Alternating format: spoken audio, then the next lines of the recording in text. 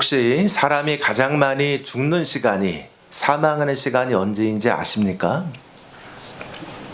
미국의 이야기입니다만 통계에 의하면 사람들이 가장 많이 사망하는 시간은 월요일 오전 9시라고 합니다. 월요일 오전 9시.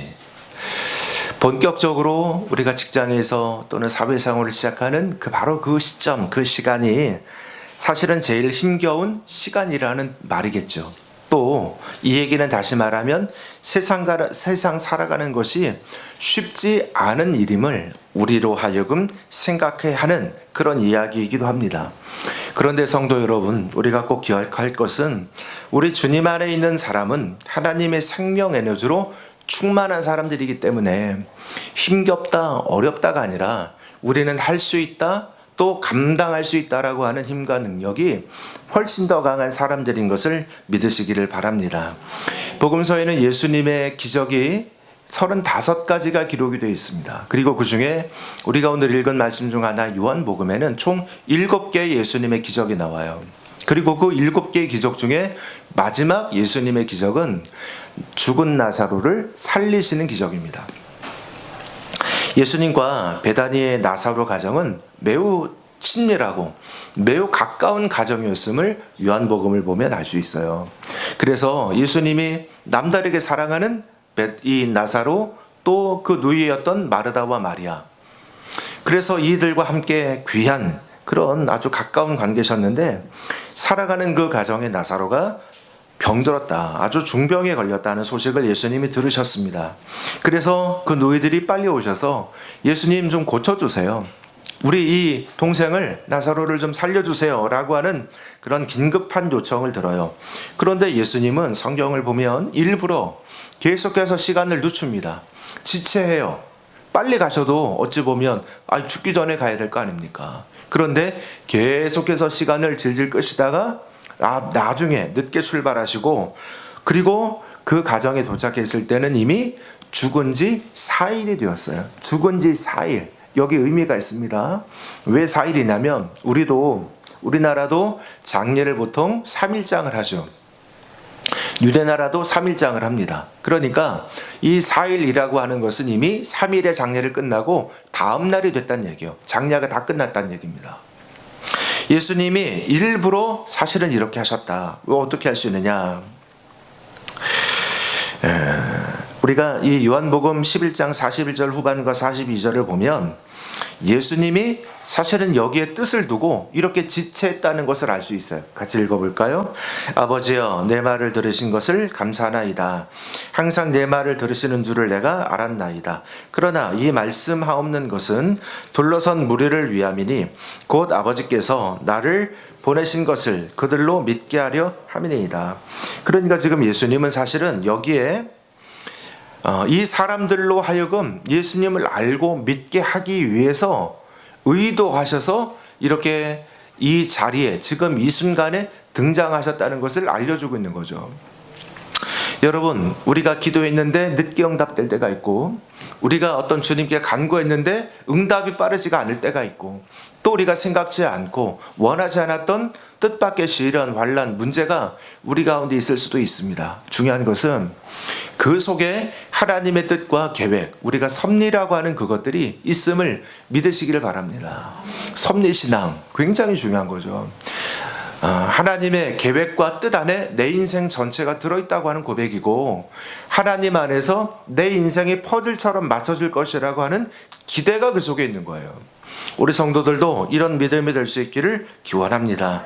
사람은 늘 언제나 자기중심이라 내 생각에 좋으면 좋은 것이고 내 생각에 나쁘면 나쁜 것이에요. 그렇지 않습니까? 여러분 다 좋은 것 달라고 하지 나쁜 것 달라고 하는 분이 어디 있어요? 그런데 내 생각에 좋은 것이 다 좋은 것이 아닐 수 있고, 내 생각에 나쁜 것이 다 나쁜 것이 아닐 수 있음을 믿으시기를 바랍니다. 오늘은 나에게는 하나님의 생명 에너지가 있다는 제목으로 은혜 받고자 합니다. 예수님 안에서 생명을 얻고 생명력을 누리는, 하나님의 생명력을 누리는 우리 성도들 다 되시기를 축복합니다. 첫째로, 주님은 생명 그 자체입니다. 한번 해봅시다. 주님은 생명 그 자체이다. 죽음이란 누구에게나 고통입니다. 예수님께도 이 죽음은 어려운 일이셨어요. 성경 보면 나오지 않아요. 죽음을 앞에 두고 주님이 기도합니다. 할만하시거든 이 잔을 내게서 옮기시옵소서. 그러나 나의 원대로 마옵시고 아버지의 원대로 되기를 원하나이다. 할만하시거든 이 잔, 다가오는 십자가의 죽음의 고통을 내게서 옮겨달라고, 치워달라고 주님이 기도하세요. 주님도 이렇게 기도할 만큼 죽음은 쉬운 일이 아니에요.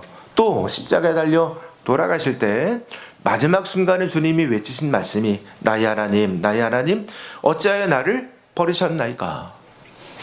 예수님의 마음에 주님이 아버지 되시는 이 주님께서, 하나님께서 자신을 버렸다. 자신을 유기, 자신을 방치, 자신을 내동댕이 치는 것과 같은 고통스러운 이 느낌의 절규를 아버지 하나님께 하고 있는 겁니다. 죽음은 누구나 다 어려운 것이죠. 그러나 생명 자체이신 주님은 이 죽음도 뛰어넘음을 믿으시길 바랍니다. 필립 얀센은 말하기를 예수님께 죽음은 마침표가 아니라 바꿈표였다. 해봐요. 마침표가 아니라 바꿈표다. 바꿔. 예수님께 우리가 있으면, 예수님 안에 있으면 이 죽음이라는 것조차도 마침표, 죽음은 다 끝이잖아요. 예수님은 이 모든 것의 끝인 죽음을 부활을 통해서 더 이상 끝이 아닌 것으로 바꿔놓으신 거예요. 할렐루야. 오늘 창세기 말씀에서도 하나님께서 흙으로 사람을 지으시고 그 코에 생기를 불어넣으시니 생명이 된지라 그러셨어요. 생명이 무엇입니까? 생기는 뭐고 생명은 뭡니까? 이 원어로 보면 다 같은 말이에요. 루아흐라고 되어 있어요. 그러니까 루아흐를 넣으시니 루아흐가 되었다 하는 얘기예요. 그 루아흐가 뭐냐? 생명 맞습니다. 생기이기도 하고 생령, 영이기도 하고 살아있는 영 또는 성령이기도 해요. 그런 누구든지 예수 그리스도 안에 있으면 새로운 피조물이 되고 살아있는 생명 덩어리가 되는 것을 믿으시길 바랍니다. 잠시 있다 사라져버리는 흙으로 돌아가는 그 육체보다도 결국은 인간을 인간되게 하는 것은 그 본질은 영혼이지 않습니까? 주님의 생명 그 자체가 우리 가운데 있다는 것을 기억하고 감사하는 우리 모두가 되시기를 기원합니다. 둘째로 성도는 죽어도 삽니다. 해볼까요? 성도는 죽어도 산다. 예수님은 나사로의 무덤을 향해서 나사로야 나오라 라고 말씀을 하셔요. 비록 죽었지만 죽은 지 나흘이나 되었지만 죽은 지 나흘이나 되고 썩은 냄새가 가득하다. 나흘이 있다는 의미는 아까 말씀드린 것처럼 장례 3일이 지나고 3일의 절차의 마지막 순서가 다 끝나고 시신을 이제 저 무덤에다 갖다 놓는 겁니다. 이 얘기는 유대 문화에서는 죽은 지 3일까지는 아직 그 영혼이 그 육신 주변을 머문다고 생각을 해요. 이건 성경에는 없는 이야기죠. 하지만 그들의 문화에서는 그렇게 여긴다는 겁니다. 3일 동안은 어떻게든 내가 저 육신으로 다시 돌아갈 기회가 있지 않을까라는 기대를 가지고 그 주변에 머물러 있다가 이제 3일이 지나가면 이제는 더 이상 갈 수가 없구나 해서 이 영혼이 그 육신을 떠나서 하나님 정하는 곳으로 가는 거죠. 그러니까 이 3일이 지났다는 이야기는 만약 3일 안에 이 사람이 다시 살아났으면 동네 사람들, 주변 사람들이 아니야, 저 사람은 죽은 게 아니고 잠깐 죽은 것 같았던 거야 라고 말하고 주장할 가능성이 있는 거예요.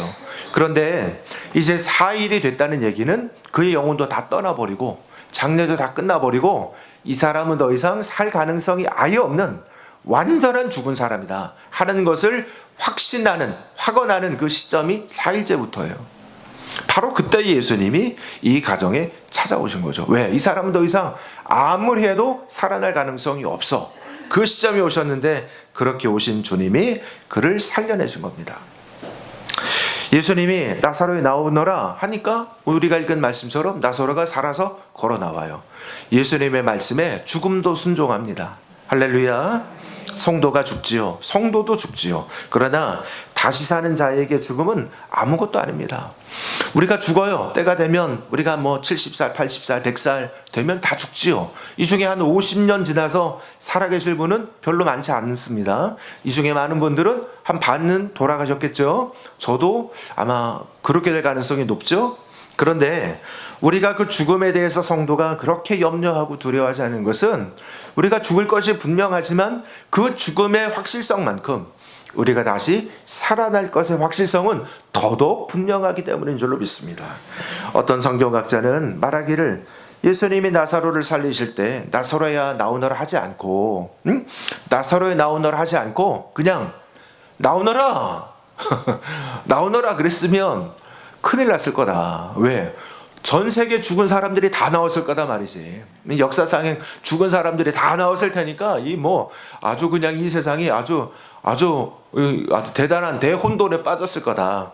지혜로운 예수님이 그냥 딱 고정해서 나사로야 나오너라 하시는 바람에 이렇게 그 사람만 살아나왔다 얘기하는 분도 있습니다. 예수님 안에 있으면 죽어도 산다는 비밀을 아는 것은 참으로 행복하고 감사하고 축복된 일입니다.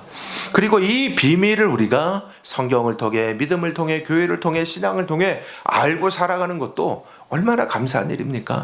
정말 우리가 신앙생활의 진짜 멋진 장면은 언제냐? 저는 장례식이라고 생각해요. 할렐루야. 장례식에 다 일반 우리 안 믿는 사람의 장례식을 가보세요. 슬픔의 자리고 허망의 자리고 허무의 자리잖아요. 그냥 위로도 되지 않는 위로를 유가족들에게 한마디 던지고 나오는 그런 자리일 뿐이지만, 그러나 믿음의 백성이 돌아가셨고 그 가족이 다 온전하게 신앙생활하는 그런 가정에 가서 우리가 예배를 하고 또 하나님의 말씀을 증거하고 같이 함께 그 장례식을 치를 때 거기에는 그렇게 우울하고 슬프고 낙담하지 않습니다. 왜? 살아날 거니까. 이분이 천국에서 영원토록 사실 거니까 우리가 실망하지 않아요. 영원한 세계가 있고 영원한 생명이 있는데 왜 실망합니까? 할렐루야. 그러니까 이 진짜 멋진 장면은 결혼식이 아니에요. 백일잔치가 아니에요. 성도의 정말 아름다운 장면은 장례식장입니다. 우리 사랑하는 교회 여러분, 여러분들도 여러분의 장례식에서 아름다운 멋진 장면이 연출될 것을 확신하시는 그런 믿음 되시길 기원합니다. 돌아가실 때가 돼가지고 목사님 좀 오세요. 저를 불러다가 목사님 저 무서워 죽겠어요. 제가 천국 가기는 가나요? 이렇게 두려워 부들부들 떨지 말고 하나님 목사님 제가 이제 천국 갈 거 믿습니다. 목사님 저 편안하게 기쁨으로 보내주세요. 라고 기도할 수 있는 여러분 되어지시기를 기원해요. 성지순례를 하면서 참 인상 깊은 것이 있습니다. 늘 돌아봐도 인상 깊어요. 여러분, 아주 오래된 교회 지하에는 뭐가 있느냐면 큰 교회들, 그 성당들 지하에는 다 무덤이 있어요. 무덤이. 실제로 거기에다가 사람을 갖다가 관을 집어넣고 무덤을 삼는 겁니다. 수많은 이들의 무덤이 그 속에 들어있어요. 주님을 위해서, 교회를 위해서 헌신한 사람들, 귀하게 주를 위해서 충성했던 분들 아무나 넣어주는 거 아니에요. 귀하게 쓴 분들만 거기다가 넣어주는 거예요.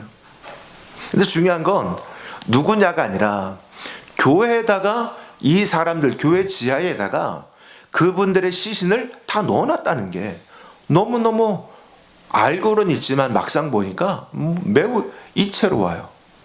특이합니다. 왜 그러냐? 본래 인간은 죽음을 두려워하고 꺼리는 것이 본능입니다. 우리 인류 역사 어디를 봐도 어느 곳을 봐도 죽음을 좋아하는 문화가 있습니까? 나 죽고 싶어 이러는 사람이 있어요? 죽기 싫다고 하지? 오죽하면 누군가가 말 안 들으면 죽을래 그러잖아.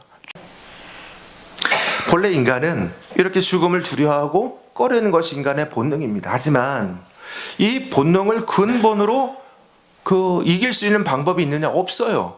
그래서 어디든지 어느 나라 어느 문화든 대체로는 무덤은 멀리다 갑니다. 만약에 여러분의 집 주변에다가 누군가가 무덤을 만든다고 하면 좋아하시겠어요? 왜 이러냐고 아주 큰 소동이 나겠죠. 그런데 놀랍게도 기독교 신앙은 시체를 저 멀리다가 쫓아내지 않고 성당이 어떤 곳이에요? 교회가 어떤 곳입니다. 주일마다 또 때마다 교인들이 모여서 예배드리고 함께하는 자리예요. 거기다가 시신을 넣어둔다고? 바로 내가 예배하는 아랫자리에 시신이 있어요. 바로 내가 예배하는 옆에 자리에 시신이 있어요. 이상하지 않으세요? 해골이 있어. 그 속에 썩어가는 시체가 있어. 그리고 그 시체를 모아두고 그 옆에서 편안하게 찬송하고 예배하고 말씀을 듣고 기도해요. 예배하는 한 공간 안에 사람들이 기도하는 그 바로 자리 곁에 시신을 두고 있어요. 죽은 자가 지금 산 자와 같이 있는 거예요. 죽음이 살아있는 사람과 함께 있는 겁니다. 아니에요. 죽음은 살아가는 삶의 한 부분인 겁니다. 한 과정일 뿐이에요. 할렐루야.